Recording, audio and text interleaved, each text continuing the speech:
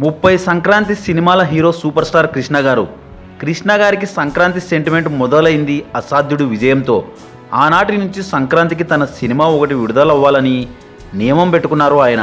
జనవరి 12, 1968 super star Krishna నటించిన cinema Asadhyudu విడుదలై super hit అయింది. ఒక సంక్రాంతికి ఎన్టీఆర్ గారి సినిమాతో కూడా తలపడ్డారు ఆయన. 1977 జనవరి 14 సంక్రాంతి రోజున ఎన్టీఆర్ నటించిన దాన వీర సూరకర్ణ మూవీ విడుదలైంది. ఎన్టీఆర్ గారు దర్శకత్వం వహించి నిర్మించి దాన వీర సూరకర్ణ పౌరాణికంతో కృష్ణ తన పౌరాణిక కురుక్షేత్రంని ఎదుట పెట్టి ఢీకొట్టారు.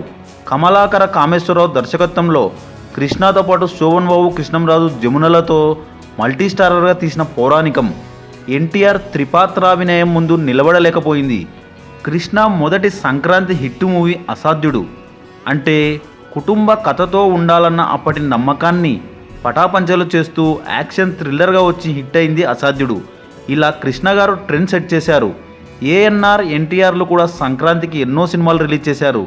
కానీ కృష్ణ గారు ఎక్కువ సినిమాలు రిలీజ్ చేసి రికార్డు క్రియేట్ చేశారు. ఎన్టీఆర్ గారు 28 సినిమాలు రిలీజ్ చేస్తే కృష్ణ గారు 30 సంక్రాంతి సినిమాలు రిలీజ్ చేశారు. 1968లో మొదటి సంక్రాంతి మూవీ అసాధ్యుడు.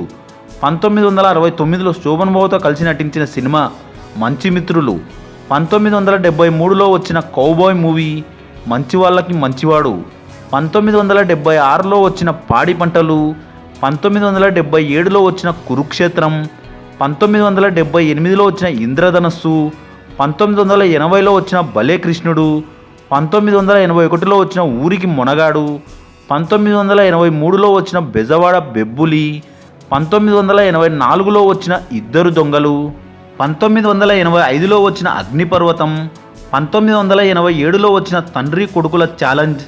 1988లో వచ్చిన కలియుగ కర్ణుడు. 1989లో వచ్చిన రాజకీయ చదరంగం. 1990లో వచ్చిన ఇన్స్పెక్టర్ రుద్ర. 1992లో వచ్చిన పరమశివుడు. 1993లో వచ్చిన పచ్చని సంసారం. 1994లో వచ్చిన నంబర్ 1. 1995లో వచ్చిన అమ్మ దొంగ. ఇలా సంక్రాంతిలో సరదాని తెచ్చారు కృష్ణ గారు.